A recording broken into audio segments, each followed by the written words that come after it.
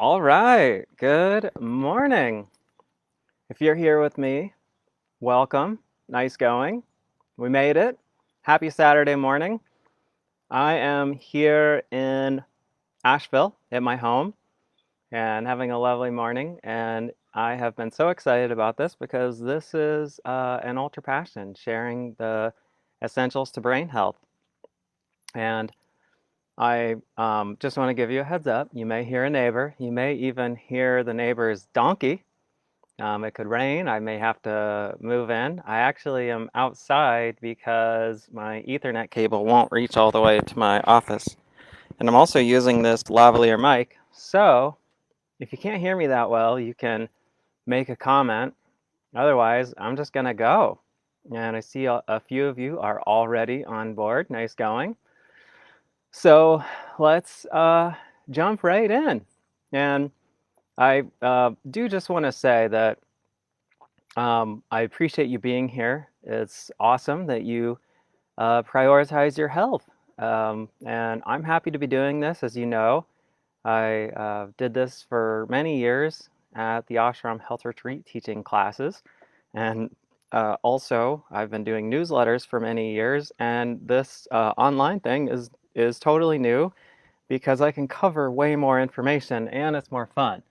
And we can also do some Q&A at the end.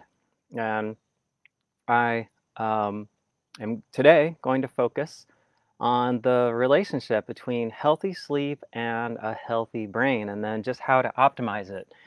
And you may know that this is actually the fourth live class for brain health. The previous three classes have covered the diet essentials, the right exercise, effective stress management, and how it's all related to brain health and how to improve it. So the good news is, by the way, if you missed those classes, you can check them out. They are recorded on the Facebook page and also the blog page of infinitygreens.com. And also over the next few weeks, I will be following up with the text version in my newsletters, but they don't cover quite as much as this. So it's a good thing you're here. Like I have emphasized in my past classes, this stuff is a really big deal. And right now, more than ever, of course, there's just no debating that the health of your brain largely determines the quality of your life. It's responsible for your mood and memory, thinking, problem solving, communicating with others, longevity, of course. And so improving these invaluable parts of our lives deserve just as much of our care as anything. And the good news is the health of your brain can be improved at any stage of your life, making this information important for everyone. And I'm excited to share with you just how this is.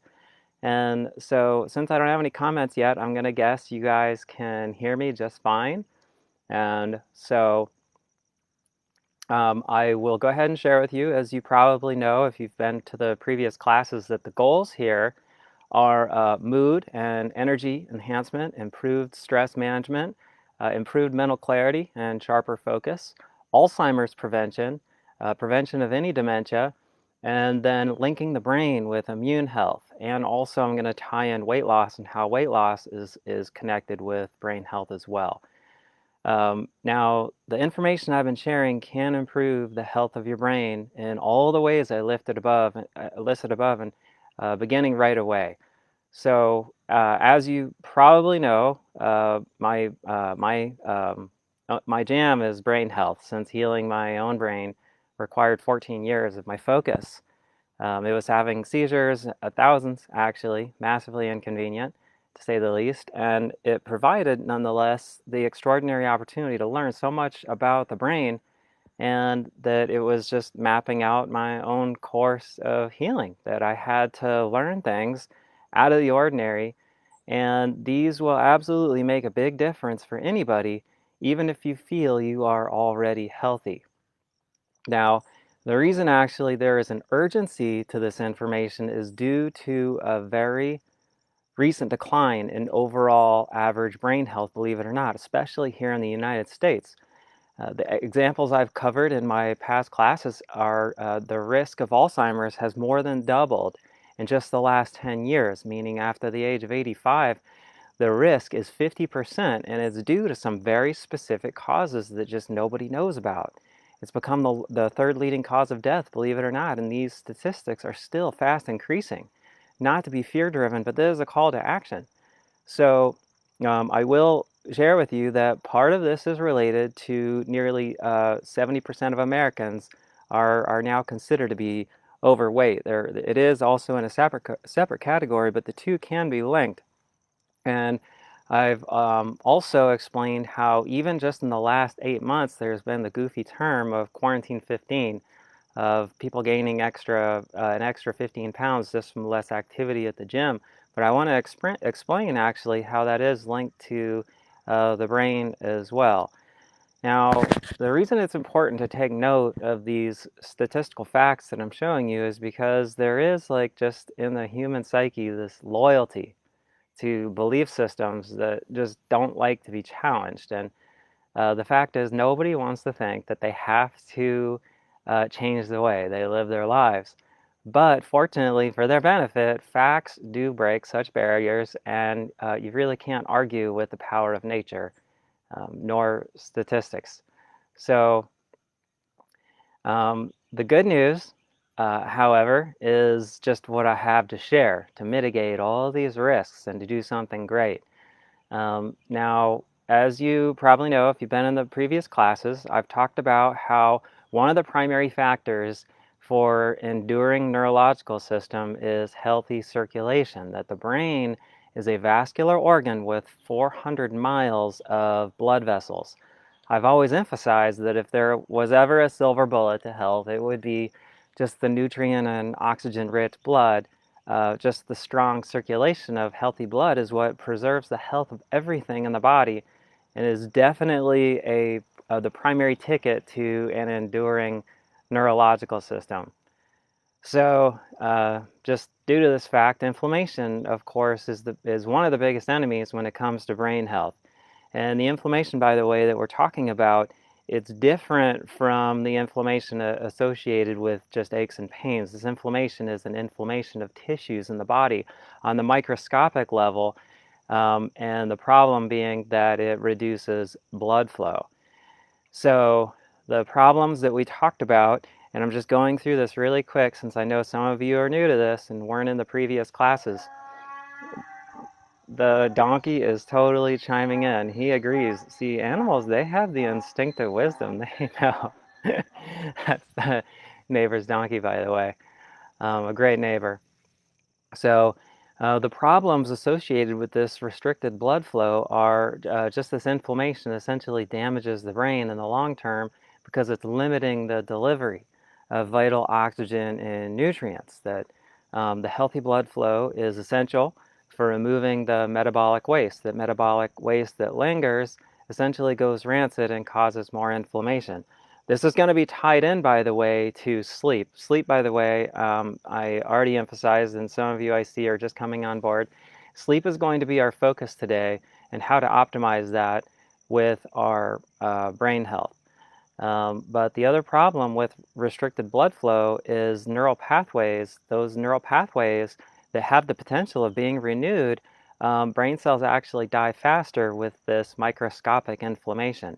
And PET scans have actually shown that inflammation can be linked to all disease because it's the domino effect of the body being less capable of healing itself due to the fact that the brain is what orchestrates the activity of all of the body's organs. So, in essence, part of the key is to preserve brain health is the anti-inflammatory high blood flow lifestyle to optimize that blood flow. So I know that makes sense.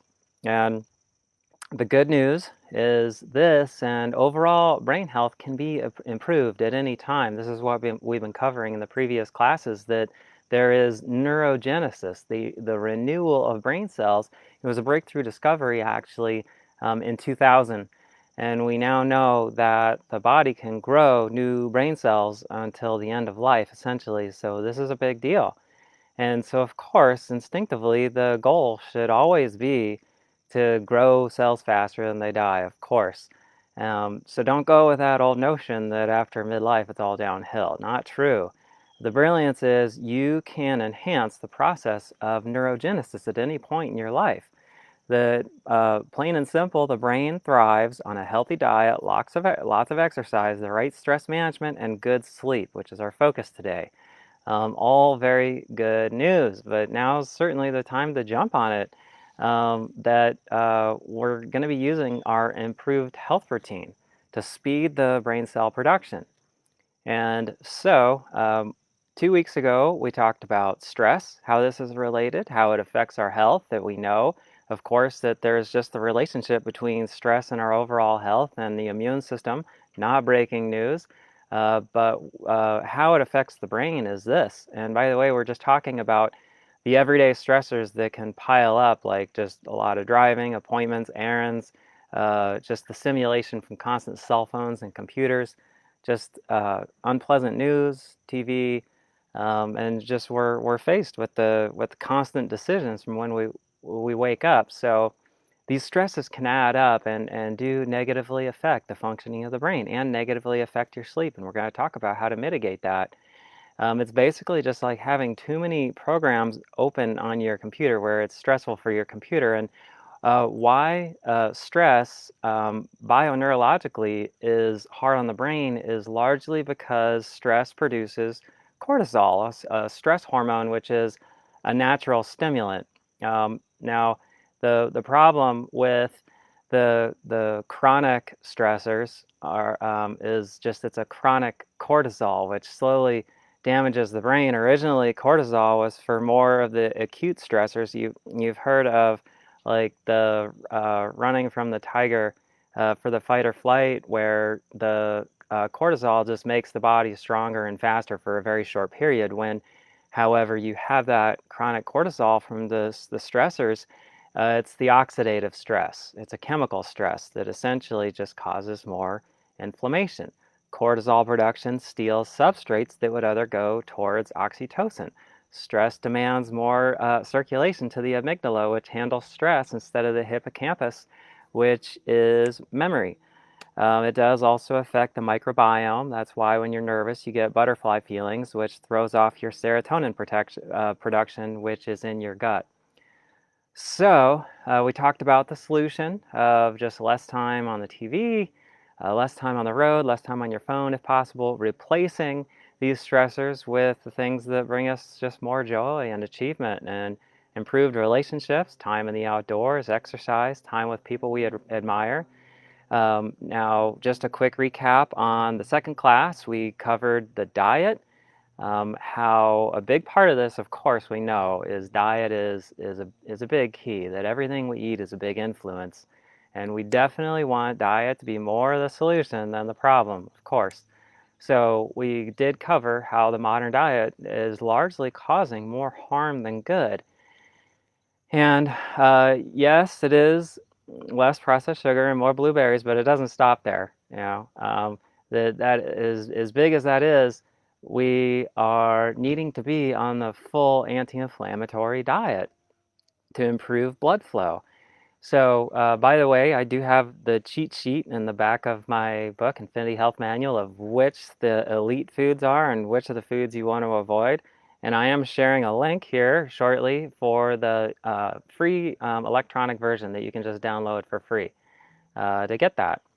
And so, and then of course, there are always my recipes in the health manual as well, and those are going to be free to you.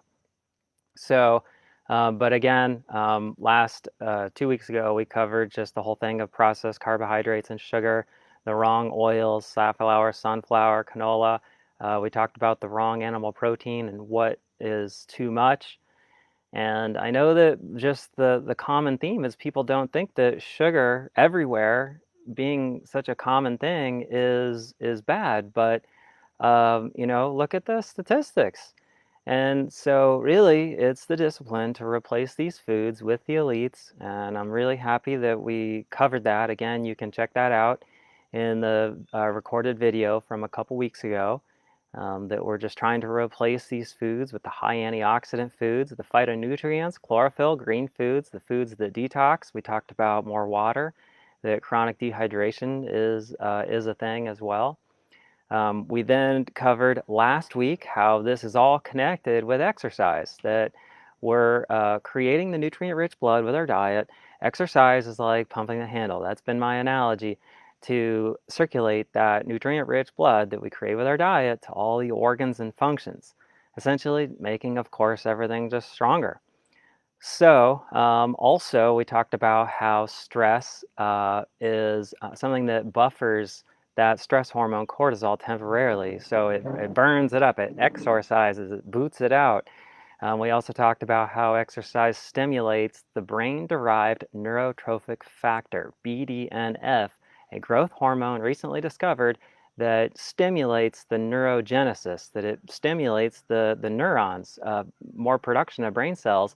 And so exercise does grow the brain and can be, with a lot of exercise, like Miracle-Gro, making the brain more receptive to neuroplasticity, which is the next topic that we're going to do next week, and it's actually my favorite.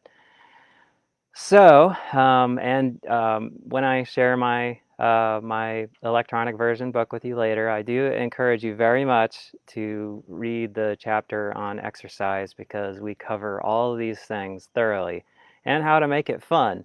We want exercise to be a joyous part of your life, with hiking and running, tennis, swimming, soccer, yoga, ultimate frisbee, dance.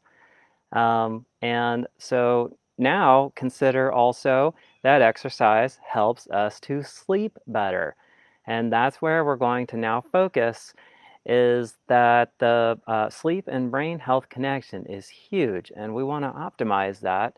And so consider this, that statistics are showing insomnia is a problem for nearly half of our population, and that statistic is increasing. We are a sleep-deprived nation, and even if you sleep well, you're very lucky, by the way. But this is important because I hope you'll share this with a friend, somebody you care about, that it absolutely has a direct impact on the performance of every function of the body, reflected by just energy, immune health, happiness, love life, ability to manage stress, mental acuity, and of course, brain health. Now I'm going to just share one thing that is huge for brain health, is it's when the brain rejuvenates itself, that there is now, it's been recently discovered about 10 years ago, that there is what they're calling a glymphatic system. And the glymphatic system in the brain is what gets the metabolic junk out, similar to the lymphatic, but it's exclusively for the brain. And this is why the anti-inflammatory lifestyle that I've been talking about is so huge. It's optimizing the circulation to get the good stuff in, that oxygen, nutrient-rich blood, but then getting that metabolic junk out from your cells. Cells being energy bodies fueled by glucose. So glucose in, glucose gets burned, there's metabolic waste to get out. Metabolic waste that lingers, like I mentioned, that lingers in tissues in the brain goes rancid. So we need to optimize that newly discovered glymphatic system, and healthy sleep is number one.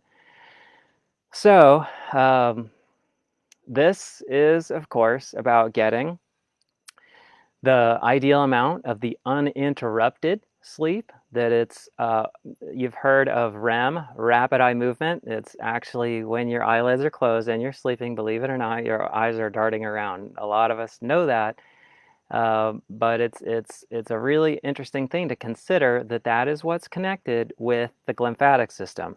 And what really ticks that and makes the big difference is having at least 4 hours of uninterrupted sleep, ideally. That's the reset. Now, you need more than 4 hours to sustain your well-being, but the hope is to get that 4 hours of uninterrupted without waking up. And so let's figure this one out.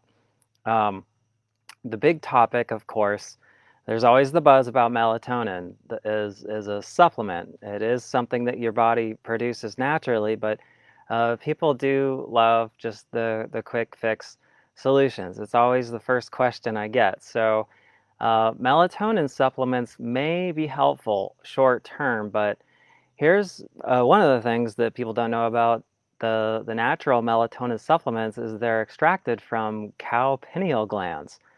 Now, is it going to hurt you? Probably not. Is that a supplement that I personally would want to take? I don't know. Personally, not.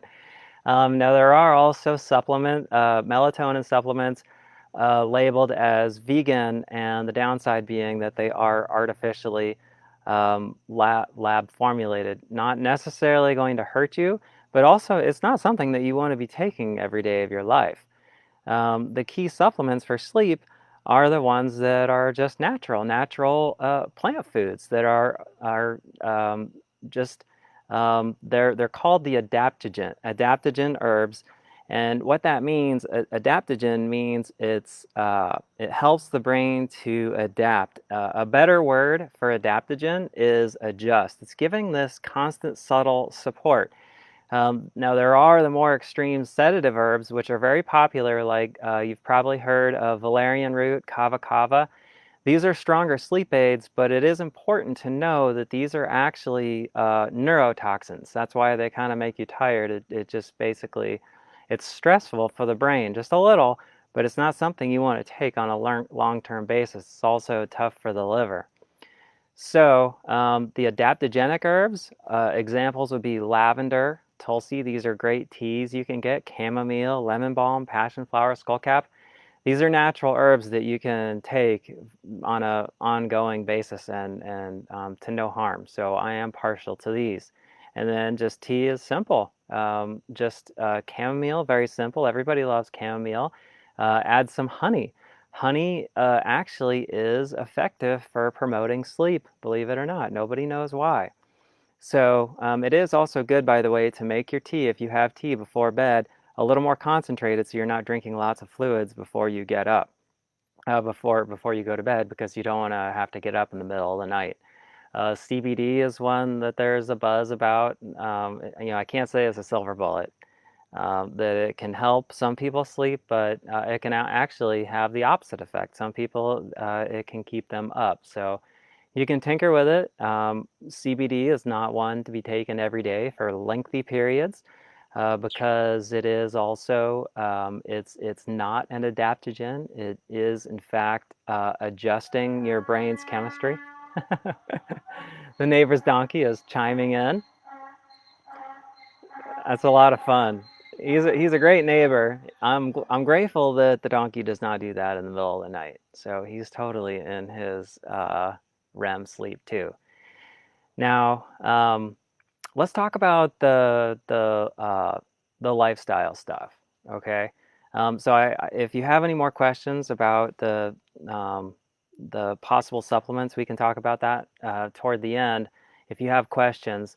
Now, there is the extreme, by the way, of Valium, the pharmaceutical, and that's something that you only want to take on a very short-term basis if you're seriously out of balance to give your the sleep shock to your system. But I don't recommend it in the first place because it can be something that your body becomes dependent on.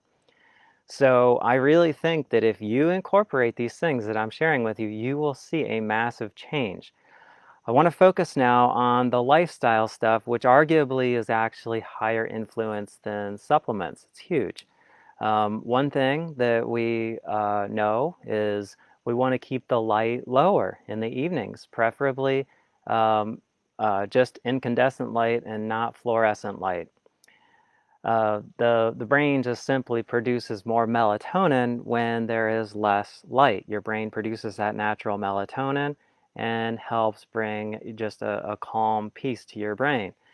And so it's actually not something, melatonin is not something that makes you sleepy, by the way. It just basically helps give support to the circadian rhythm, and I'm going to talk about just what that is in a moment.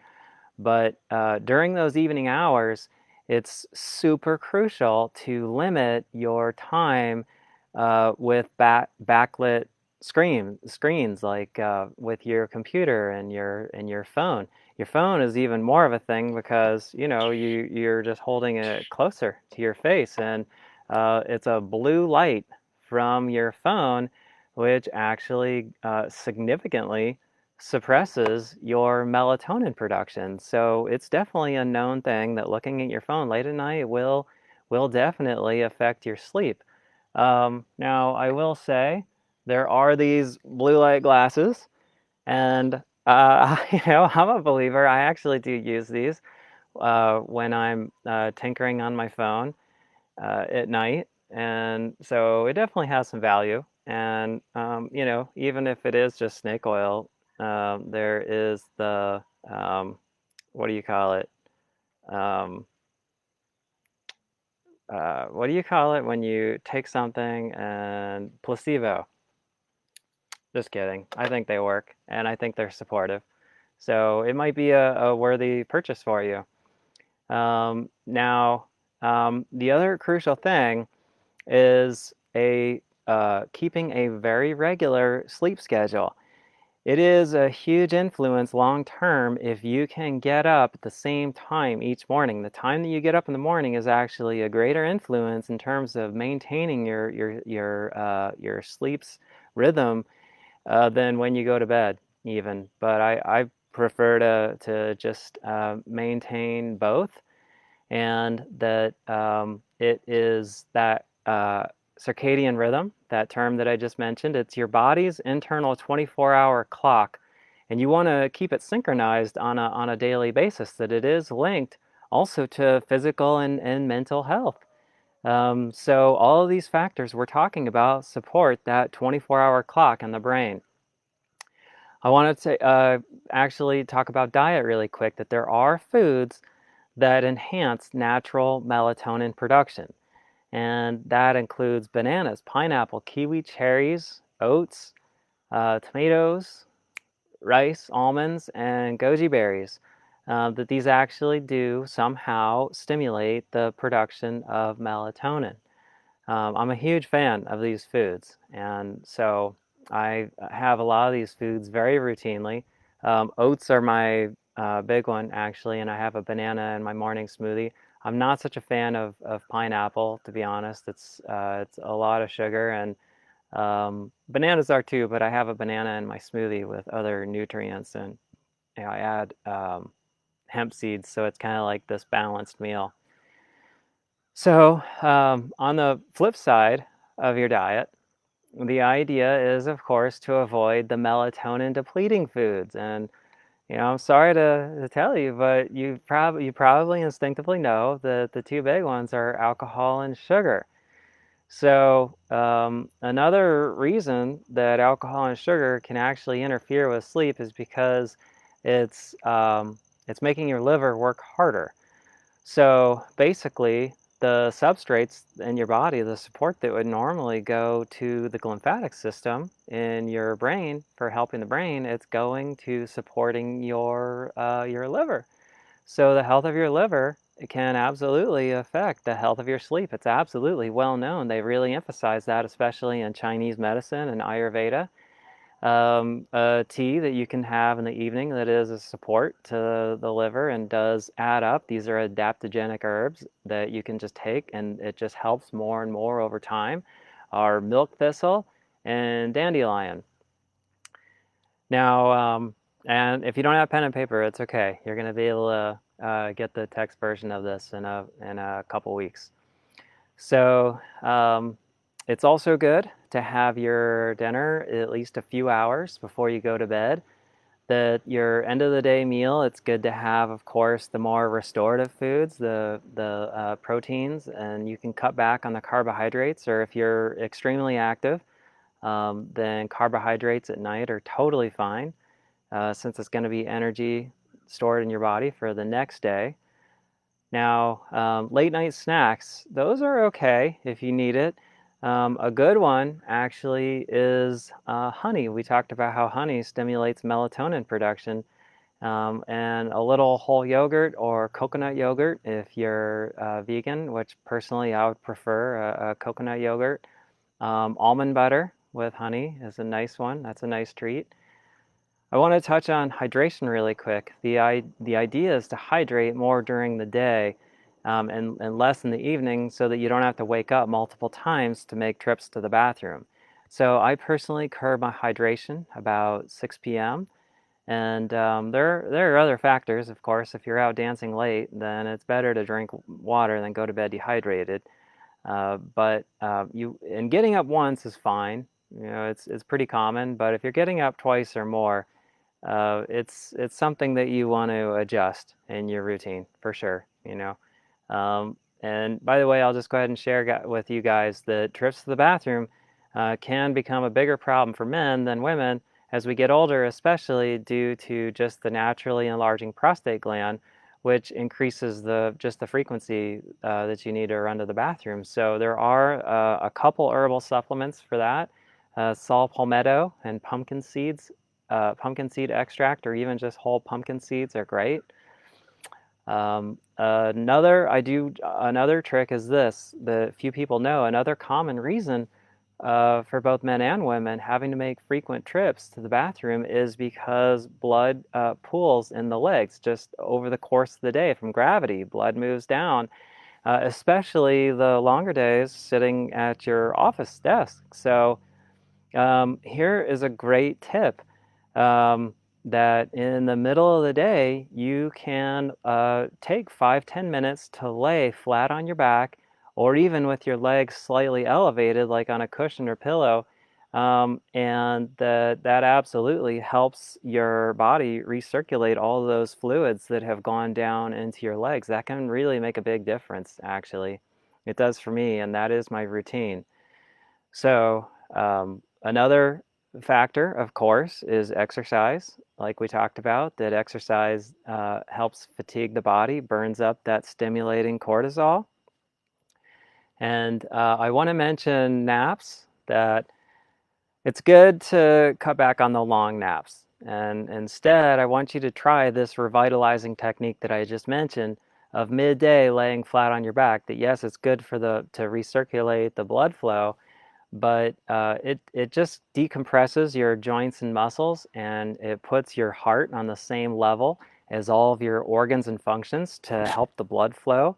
And remember that oxygen, nutrient-rich blood is the energizer, and so you're helping your body get that recirculation everywhere. And it's just the short rest on your back that it really can be a great pick-me-up. And even if you just snooze a little bit, it's okay. Just set your timer, keep it at 10, maybe 15 minutes at most. So let's talk about sleep environment. I want you to consider that you do spend a significant portion of your time, a third of your life, in bed. And so we want it to be a really good environment in there. And so what you're sleeping on is definitely a big deal. That most beds are just a lot of polyester. It's something to think about. Polyester does give off gas over time. Also, flame retardants in these mattresses, unfortunately, give off gas over time. And so I personally am really diligent about choosing a natural mattress. That you've probably heard of, like the latex mattresses made from it's just natural latex, which is brilliant. They don't give off gas like polyester beds that have the springs in them, and it's definitely my preference, big time. Futons can be just fine. I personally like more cushion, and so yeah, I really am a fan of the latex mattresses for sure. And of course, just using cotton sheets instead of polyester. Polyester sheets, again, just give off gas. And so obviously we don't want what we're sleeping in to be petroleum based. So, and of course, other things like use the natural non-fragrance detergents for your sheets. Just because, again, those are toxic, and you're spending a lot of time, wrapped up in your covers. I do just want to make a comment about sleeping on your back, side, stomach, that it is definitely ideal to sleep more on your back and on your side instead of your stomach, because sleeping on your stomach does limit your breathing. And so if you do, it's not bad, but it is something you can train your body to do. That I really encourage when you first go to bed to start out on your back. And that naturally your body is over time going to favor that. Your body's like, oh, okay, this is better. I'm getting more oxygen just because I can breathe better. Noise. We obviously want to cut background noise. I think that a fan can be great. There are also just the noise machines that are made for the purpose of sleep, which I think is great also. Earplugs, I think, are a great tool for the late night distractions, like the neighbors' dogs and donkeys and bedmates snoring. So a lot of people find they find them uncomfortable. So the earplugs that I really recommend are the ones that are wax that you can mold. They're much more comfortable and they're much better in terms of cutting noise. Of course, we know that the darker your bedroom, the better. And like we talked about in the beginning, the brain does produce melatonin. Your brain will produce more melatonin in your darker room. So this, of course, means turning off anything that emits light and having good curtains. So if you have an alarm clock, by the way, make sure the display is exclusively red light. Red light is actually the only light that doesn't interfere with the brain's production of melatonin. So even if it is red, however, I do recommend blocking it, just putting a shirt over it while you're in bed, or at least so it's out of view. This is a known thing that if you can see your alarm clock, you may find that you have a tendency, you develop this routine, this pattern to wake up at the same time every night. And so it's kind of instinctively training the brain you don't want. It's uninstinctive. So when if I, by the way, do get up in the middle of the night, I just try not to even look at it, and I will fall back asleep easier if I just don't know what time it is. Eye masks, I think, are also potentially brilliant. I use one when I'm not at home, so I think that those are a great resource. Another lifestyle factor to really think about is just what you're doing in your evenings. That when it comes to work-related activity, it's good to just throw in the towel at least a few hours before you go to bed and give yourself that time at the end of the day to just unwind. That you want to keep your activity before bedtime on a more just relaxing side. So take a shower, sit outside in your rocking chair. I'm a huge fan of rocking chairs. And also just you can read a book, something that is not stimulating, something that has that's oriented towards self-improvement. It's good material to run through your mind at the end of the day. That is going to be the subject of next week, neuroplasticity, like I mentioned. Humor is great. Relaxing music is huge. And my favorite is called Anugama. Anugama. It's magical music. And I'll tell you what, he's also a customer. I always brag about my customers. If you're watching Anugama, then thank you. But if you haven't heard of Anugama, please look him up. He's amazing. So humor is always good. You can watch a funny show or something, but hooray for blue light glasses if you're sensitive to that. Now, it's good to mention just those odd nights when you find yourself tossing and turning that we all know, where you may just lay awake for an hour or longer, hours even. And so I can't recommend highly enough just getting the discipline to get out of bed and go into another room for just 5 or 10 minutes. And yeah, it takes some willpower, but it does make a big difference. And you're not going to have to do it every night because, again, you're doing all of these healthy lifestyle routines just so this just doesn't happen. And it's a helpful tool. In another room for 5-10 minutes, not your phone, and just basically sit there and do nothing. Sit on the couch or pet your dog. And so, yeah, you just want to stay as relaxed and bored as possible, really. And so that's this is a big part of what sums it up. I can't emphasize enough how big of a deal this is, and so just remember that to just a very large degree, sleep is a function of just your lifestyle, and all these factors combined between diet and exercise and sleep, they all link together. They weave together to affect everything. And so I want you to give it some time over the next couple weeks to really incorporate all these things I've shared to get your sleep rhythms back on track. It can take a week or two, but stick with the protocols, and I can assure you they will pay off. They will have some degree of influence, and I argue that they'll actually be significant. So it's no minor thing, and again, it represents potentially a third of our life. So give your body that vitamin Z that it needs. And again, remember that everything in the brain will work better and is reflected by just that better quality of life. It's a better daily lifestyle that it absolutely just equals more energy for exercise. You make better decisions. You're thinking clearer. Better mood, of course, affects your better relationships, and it preserves the health of the brain. That remember, the whole body, the brain is orchestrating all the organs, and so everything works better with a rested, well slept brain. So there's just no debating that it's all connected. And so this all considered, I ask you to share this now recorded video with everyone you care about.